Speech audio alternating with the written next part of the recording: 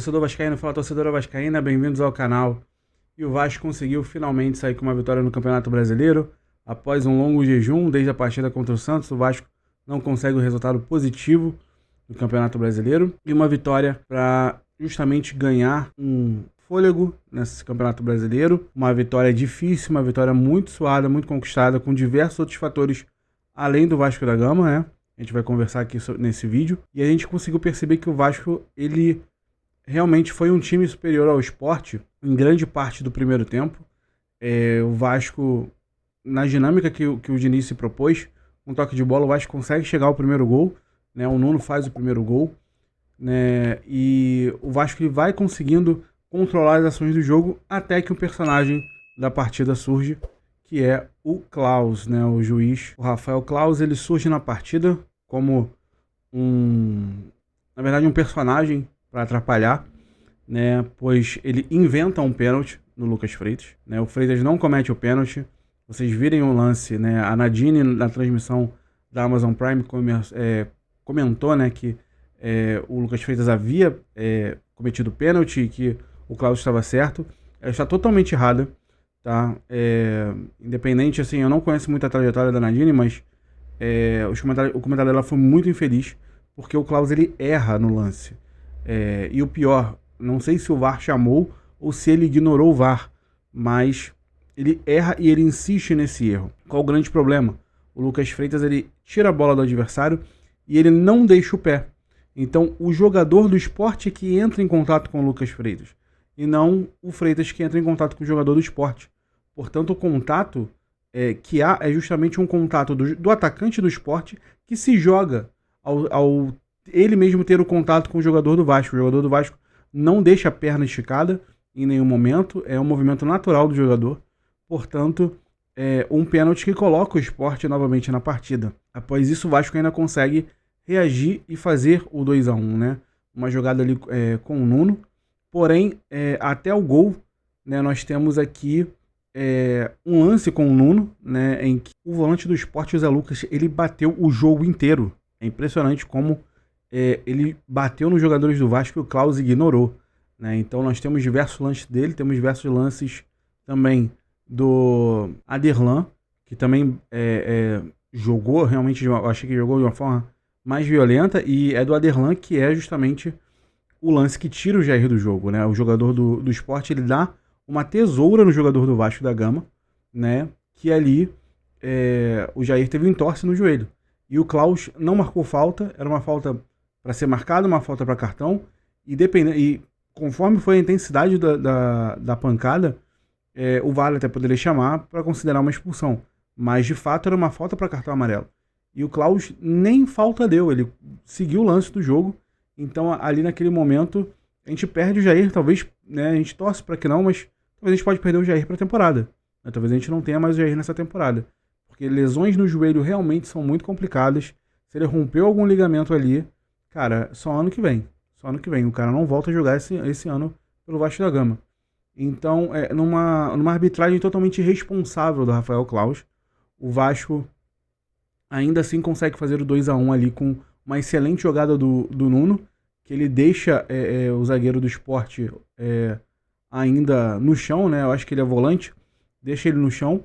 Consegue fazer o passe para o Felipe Coutinho marcar o seu gol. Para mim, na minha concepção, o melhor da partida foi o Nuno, tá? O Nuno fez um gol, deu uma assistência, fez uma excelente partida o Nuno. Só que entra aquela questão, né? Os jogadores do Vasco, eles cansam no segundo tempo. Então, até os 20 minutos do segundo tempo, o Vasco já estava um time bem cansado, né? E entra a questão do Fernando Diniz. O Fernando Diniz é um treinador que ele não consegue detectar que ele precisa fazer mudanças urgentes no momento. Então, no momento em que o Sport estava avançando, estava atacando, estava dando justamente a posse de bola para o Vasco, né, em vários momentos do segundo tempo, ali antes do Sport fazer a sua troca de jogadores para uma ala mais ofensiva, o Vasco da Gama teve o domínio da bola. O Vasco da Gama tocava para lá, tocava para cá. A torcida do Vasco está gritando até olé durante esses momentos. Estava 3-1 o placar, né? Assim que o segundo tempo inicia, é pênalti no Lucas Freitas, né, que é um personagem dessa partida, né? Foi um personagem que teve um pênalti que marcaram injustamente, né, nele, e depois ele sofre o pênalti. né? E dessa vez bem marcado, né? Porque de fato o jogador do Sport impede o avanço do Freitas dentro da área. Então a gente tem aí o 3-1 com o Verratti. E diante desse cenário, o Vasco ele começa a tocar a bola e tem o total domínio da partida. Só que, de fato, o Vasco ele não consegue marcar mais gols porque a equipe já está cansada. E o Fernando Diniz ele não consegue entender que a equipe dele está cansada, ele não consegue fazer substituições emergenciais. Então o Vasco, naquele momento, começou a perder a posse de bola, né, com as mudanças também do Sport que vieram logo a seguir. Então, a partir disso, já era para o Vasco ter tido a substituição, já era para ele ter pedido há mais tempo. Porque o que aconteceu? Justamente como a arbitragem ela é péssima, o Sport fez as substituições dele, no mesmo momento que os jogadores do Vasco também estavam para entrar para a substituição, e a arbitragem negou a substituição do Vasco. Então o Vasco teve por 2 lances da partida pausado, que o Vasco não fez a substituição, porque a arbitragem não deixou. Simplesmente isso. Então a arbitragem parece que a todo momento ela quis que o Sport voltasse para o jogo, né, que voltasse a pressão em cima do Vasco da Gama, e o Sport ele consegue fazer o 3-2.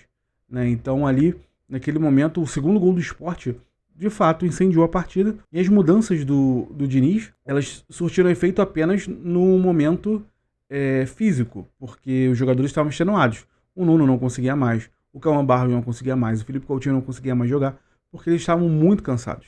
Né? Então, eu achei que a entrada do Matheus França, ela, obviamente, é necessário que ele entre, que ele ganhe ritmo de jogo, mas a gente percebeu que ele está muito sem ritmo de jogo, muito mesmo.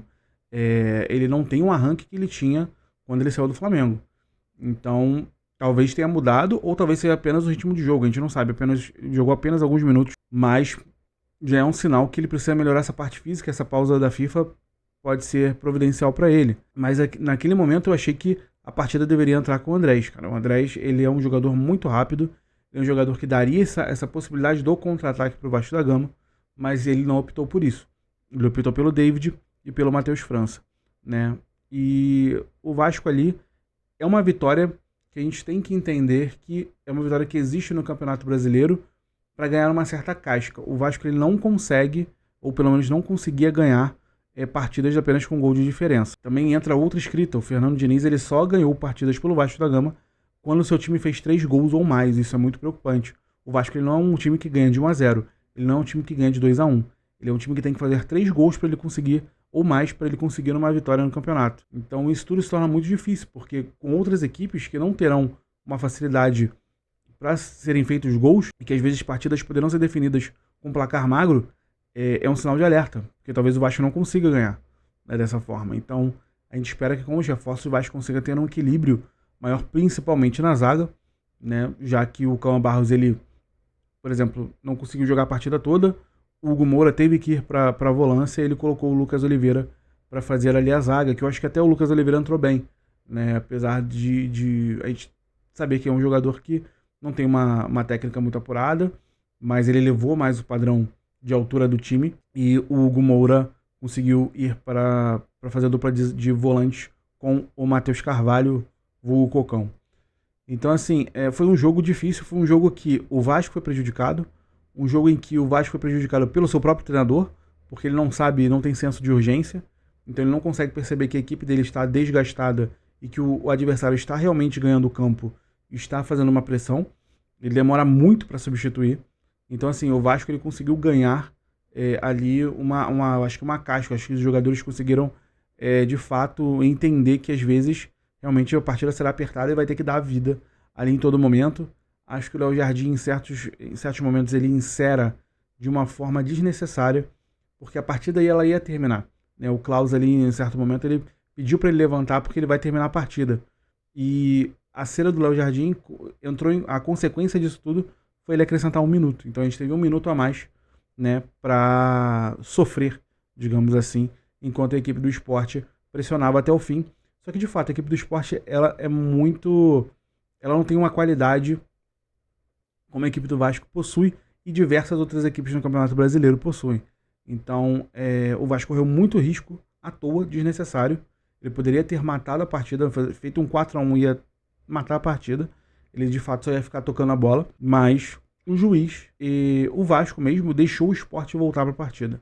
Então, espero que os jogadores tenham aprendido, né, com essa partida, e o Fernando Diniz tenha aprendido com essa partida, porque foi um sufoco desnecessário, né? Então a gente agora vai ter a pausa a pausa da FIFA, né?